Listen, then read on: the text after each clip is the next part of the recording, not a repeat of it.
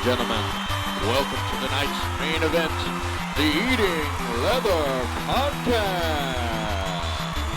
sanctioned by the Sports Narrative Network. Let's meet the combatants. In this corner, weighing in at a svelte 300 pounds, Brian, the paper champ, Henning. And in this corner, weighing in at 195 pounds, your host and cruiserweight champion of the world, Dynamite Darren Boyd.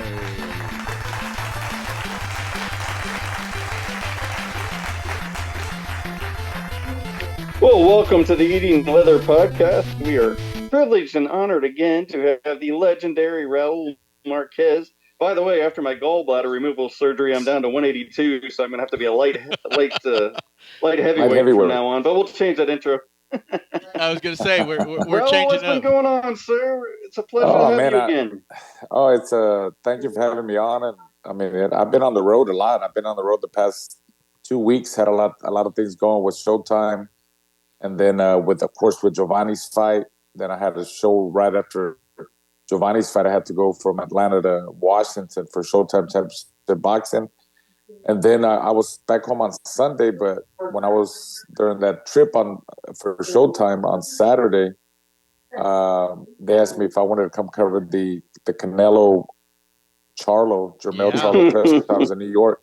So I was up in New York on Monday again for the press conference on Tuesday, came back on Wednesday. I brought Giovanni with me. Oh, that's cool. Being that he had just fought the Friday before, he was able to, get some interviews down there. And of course, we had some fun hanging out with my son in New York and Times Square and hanging out with Steven Jackson and the guys from Showtime.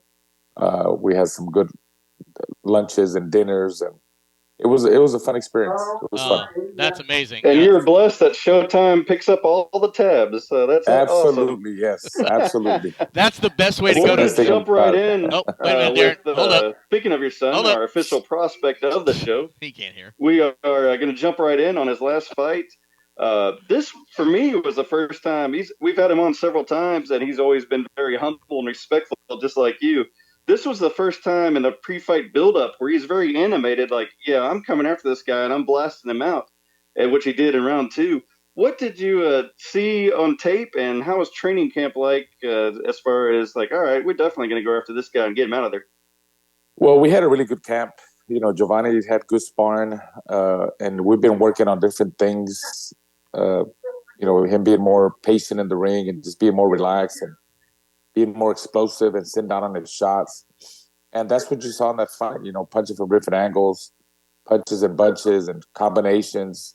I know that, his opponent, he was up for the fight. The guy, he had some wins. He had a lot more fights than Giovanni.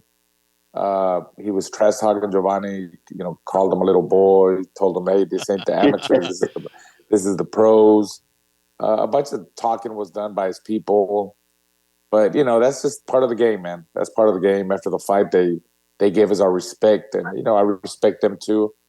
No bad feelings. I mean, it's just, Giovanni let his hands do the talking, and you saw what he did. I mean, he was very powerful and explosive and very animated, like you said, because, I guess he was also pumped up because the guy talking trash to him. And Giovanni, take stuff like that, pressure, like, nothing gets to the kid. I mean, he's always been around big, I take him in all the big fights. He always gets interviewed.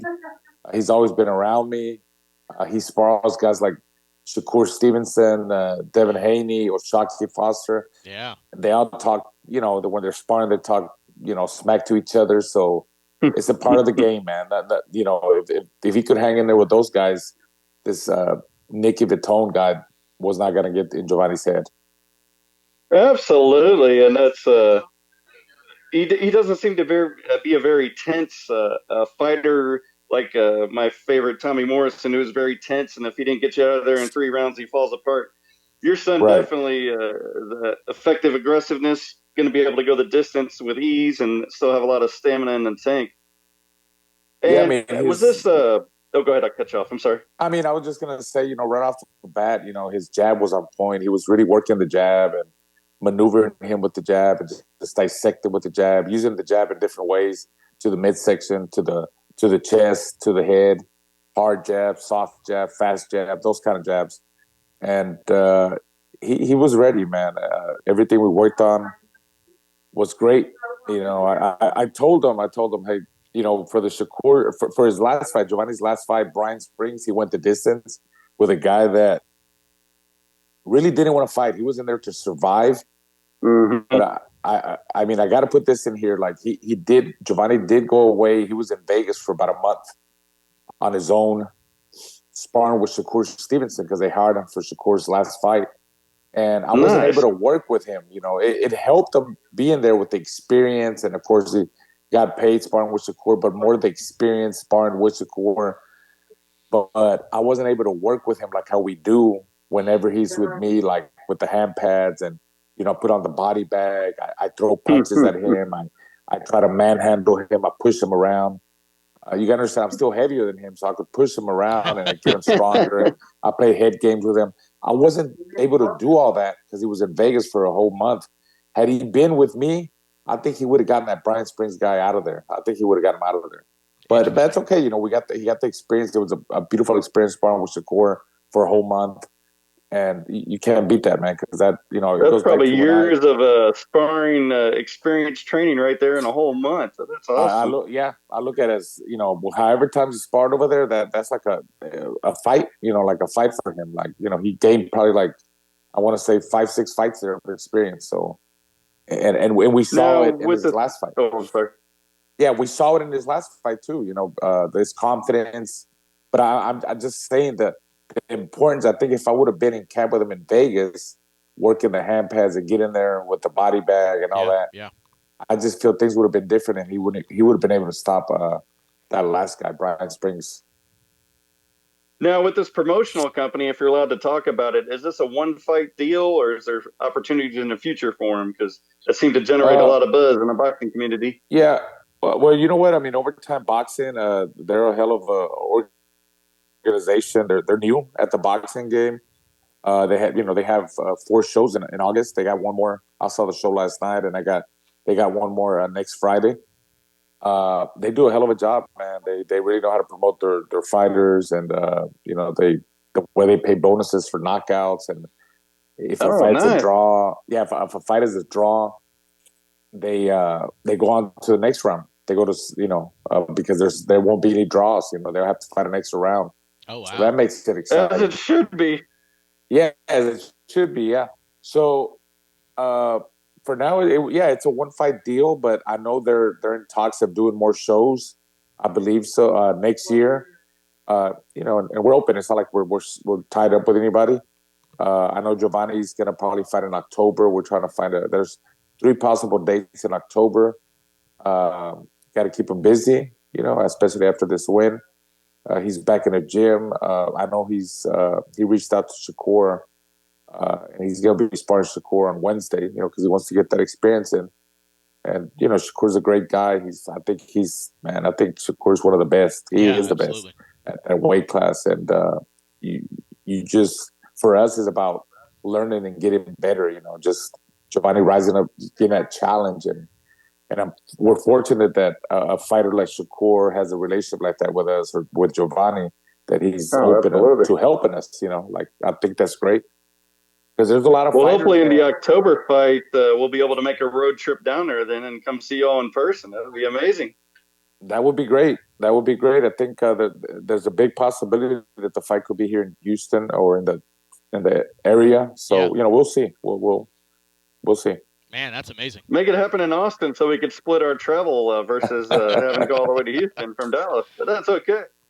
Well, we'll see, man. We'll see how that goes. Hopefully by then it's cooled off a little bit down there, because I know, like I said, we talked about the weather right before we came on here. The other thing we talked about was your trip to New York. I was just showing Giovanni's Instagram page there, and that picture right there with Canelo Alvarez, and looks like he had a good time running around in New York City. Nothing wrong with that.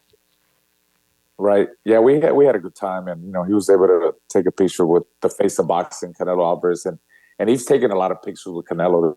That wasn't the first time he met Canelo. And of course, I told Canelo, again, this is my son. He just fought. And, Canelo told him, okay, keep it up, keep going, like, and just for him to be around, guys like Canelo and we have a good relationship with the Charlo brothers because they're here from Houston, especially Jermel.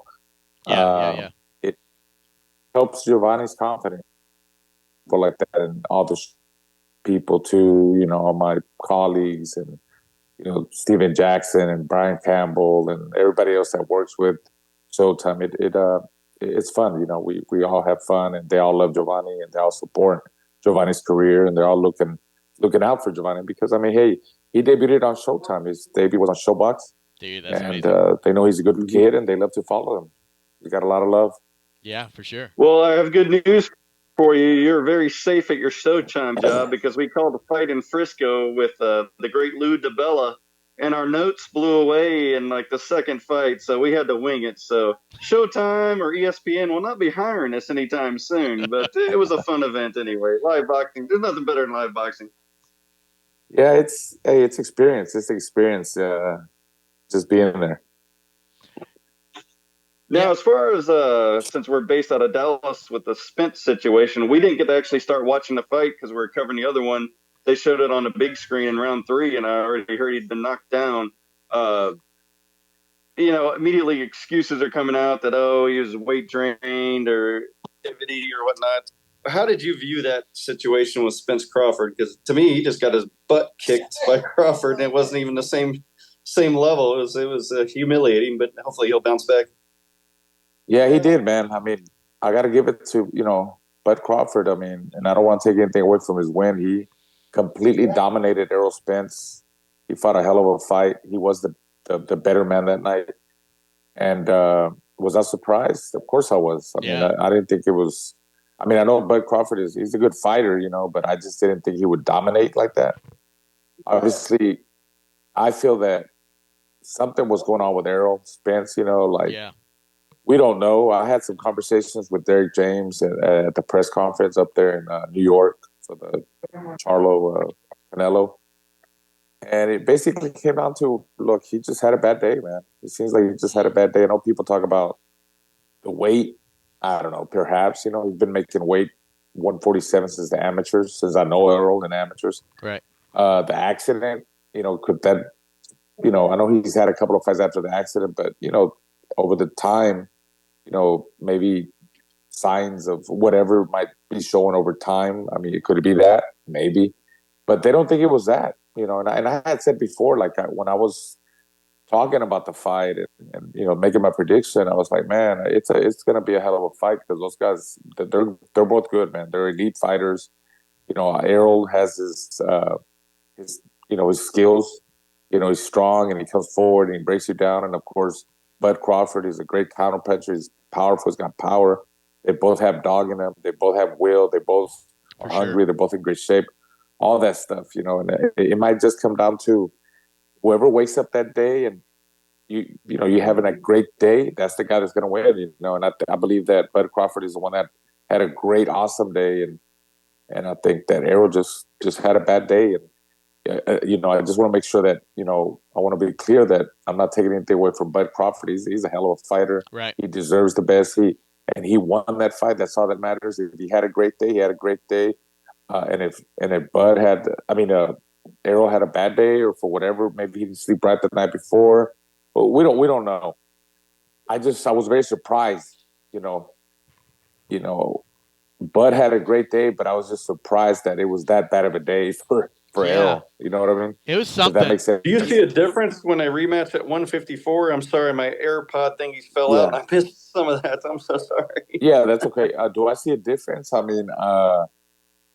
I don't know. We'll see, man. The way Errol, Bud dominated. I don't know. I don't know if there'll be a difference. Because Bud showed me a lot. Bud's, his dominance, the way he controlled the range, punching from angles. He was very focused. He boxed. He was aggressive, and Errol just, has, just one way. You know, coming forward with the jab, and Bud took everything away. Took away Errol's jab, Errol's body attack. I thought Errol was going to be the stronger, bigger guy. Yeah. It didn't seem like it either. Absolutely. Bud just knew how to neutralize everything. He neutralized everything, man. It was incredible. And, you know, Bud had never been at a big super fight like that. You know, he knew how to take the pressure of the lights, the camera. You know, he had been in fights, you know, like big fight, you know, when he fought with Top Rank and all that. But I'm talking about this was a super fight. It was a lot of, you know, a lot of movie stars that showed up, a lot of who's-who and the athletes, football, baseball, basketball, all those people that show up when they show up at a fight like that. That's a super fight. Yeah. You don't get those kind of fights all the time. So, you know, Bud took that very well, man. He was very focused, very relaxed in there. He took his time and he broke him down, and you know, he got him out of there. You know, it's funny. I know he's been talking about going up for Canelo. Unless y'all talked about, oh, never mind. Then I'm sorry. No, you're good. Hang on, Darren. You can't hear anything right now. It's fine.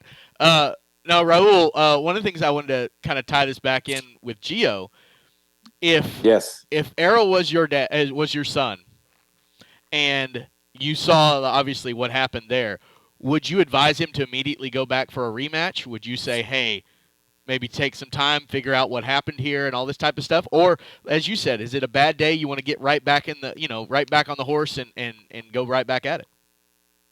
Well, first of all, I would get him checked out, make sure everything's okay. Yeah, for sure. You know, mentally, physically, get him checked out, get a good exam. Because, you know, all those rumors you hear and the way Errol looks, you know, he just looks different, man. I would do that. Get some rest. It's a long rest, you know, lay him off for a while, and then bring him back. You know, I'm not sure if I would bring him back with Crawford. Maybe bring him back with another fight. There you go. And then go from there. That's what I would do.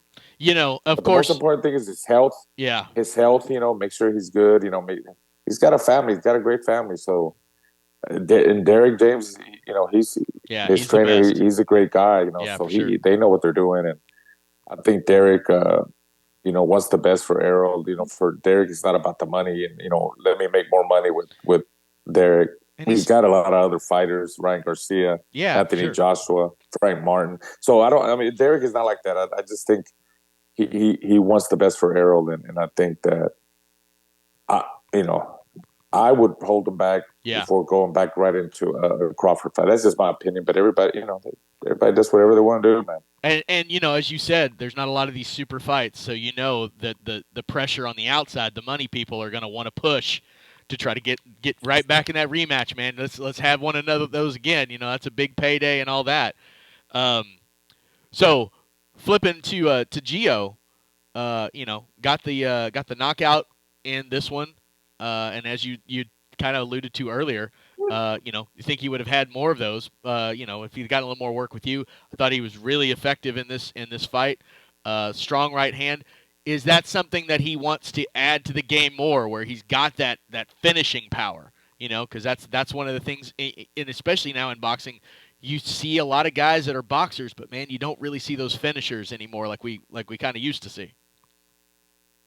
Oh, absolutely. He's aware. I told him, we had told him before, look, in a perfect world, if you go out there and knock this guy out like a high real knockout, it wasn't one of those guys. It wasn't one of those knockouts like he had knocked out some guy before the last two fights. Right. He fought this Puerto Rican guy and he laid him out flat.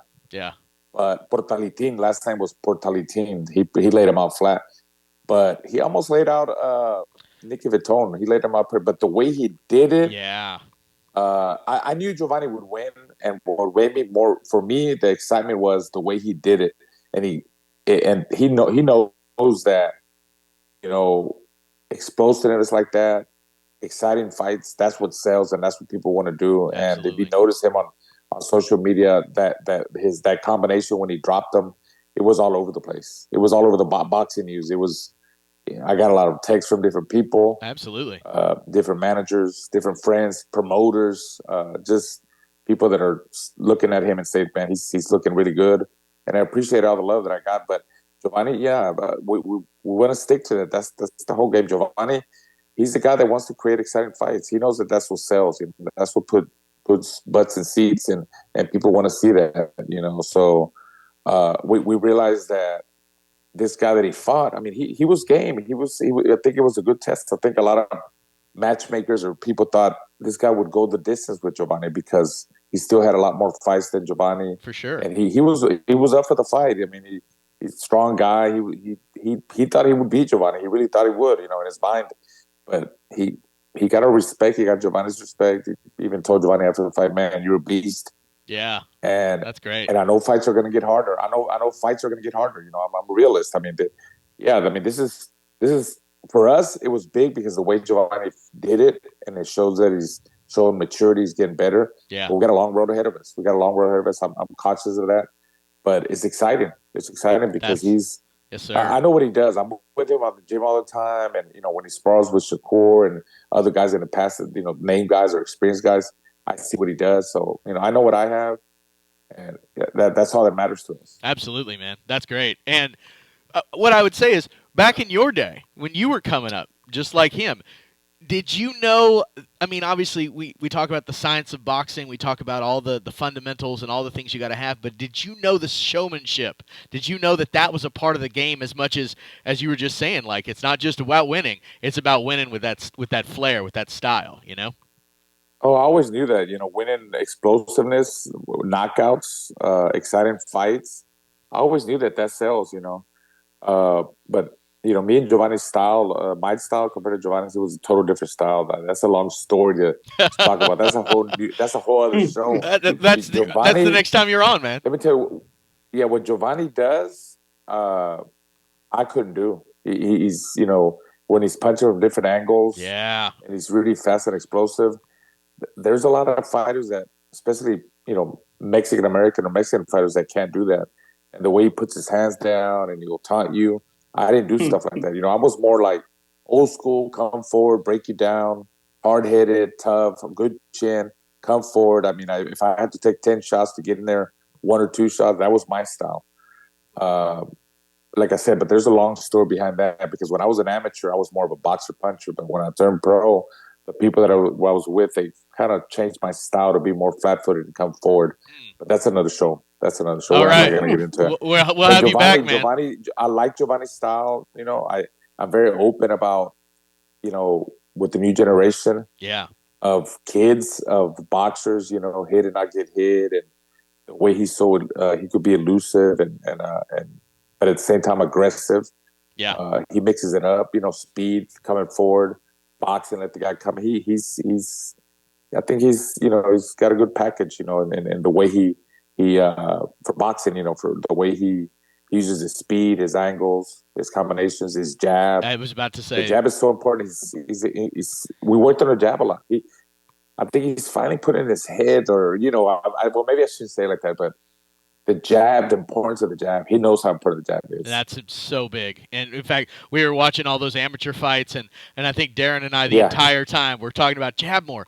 Get behind the jab. Get like everything else sets up off of that, and you saw that in that fight too. As he had that jab, had him lined up, and then he dropped that right hand and brought it over, and that ended it. It was great finish. There's a fight that, you know, I was an amateur. I was fighting the Olympic trials, and you guys could YouTube it. It's me against Antoine Eccles, who recently passed away. Antoine Eccles. Yeah. You know, oh, wow. He passed away. Well, yeah, you just look up Raul Marquez versus Antoine Eccles at the Olympic trials and look at my jab. Like, I wasn't nothing fancy, nothing, you know, but my jab. Just look at that fight.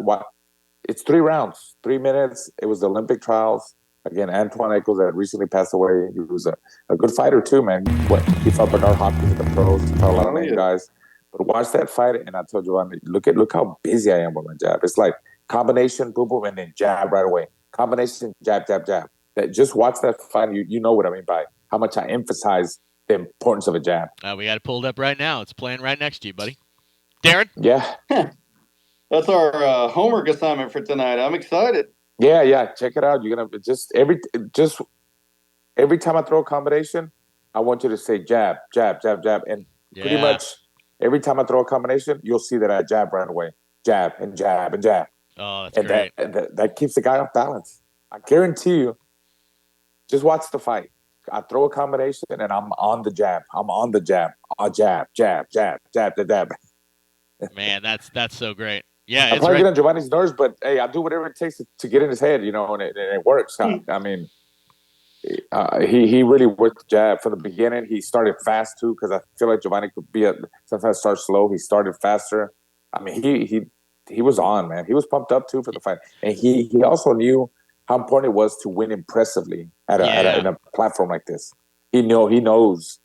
Of course, his pro debut. I wish he would have won like that on Showbox, But hey, he fought man for a kid that a lot of people don't understand this. I'm just putting that out there. I think you guys understand. This Giovanni was doing his pro debut, man. I guess the guy that was 2-0, that was game. He wanted to win, and all the pressure. I mean, they treated Giovanni like Showtime, Showbox, like they did a behind the. They did a story on him before the fight. Oh, The that's camera great. was following him around. I mean, for a guy that's barely doing his pro debut, I mean, that's a lot of pressure, man. Yeah, So no I question. think he took it very well. And would he be able to get that guy out of there now? Oh, absolutely. If he Yeah. fought that same guy, absolutely. But that's part of the game. That's experience, man. And I think he took it very well for being his pro debut.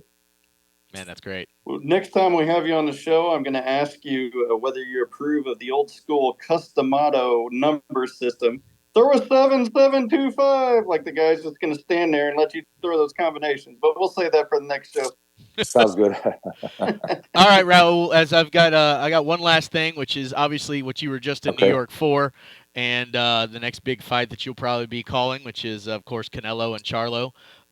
Just a quick preview of that, what you think going into that, and as we just talked about with Crawford Spence, sometimes it all goes wrong, but in this case, Charlo's got some power, man. He can be scary, but Canelo is Canelo. So, what are your thoughts? Yeah. Well, I mean, for Charlo, man, I mean, dare to be great. And that's Yes. what he's doing. He's trying to create history. And in boxing, you gotta take risks. And I think he's, taking a risk, moving up 2 weight classes. Not that many fighters have done it. Roy Jones, Tommy Hearn, Sugar Ray Leonard are the only ones that have been able to move up 2 weight classes and win world titles. If you saw, everybody talks about the size, but I knew the size wasn't that big. We'll see when they fight, but I mean, Jermel's he's a big guy. He's got the height advantage, he's got the reach advantage. And I'm telling you, man, he probably walks around at 180, 185. I look at him more like a 160, like a middleweight moving up to 168. Right. Because the reason he probably never moved up to middleweight was because, his brother was there, is there, Jamal. So, and in the past 3 years, he fought 3 fights. He fought Rosario, and then he fought Castaño, and then he fought Castaño, 1 fight a year. And like I said, he only had to make 154 one time in the past 3 years, every year. And then he blows up to whatever, So, he's gonna fight. He's gonna have to fight a very disciplined fight, very focused. My advice is to box. He's got to box Canelo. He's got to get that respect early on. Show him he's got some power, but the jab is gonna be the key. The jab, he's got the reach, keep him at range, kind of like Bivol did. Yeah, Bivol sure. would keep Canelo at range with the long jab, take a step back, and then counter punch. When he'll throw the jab, then Canelo would throw, and then Bivol would take a step back, then counter over that. So that's the kind of fight that Jermel's going to have to fight for 12 rounds.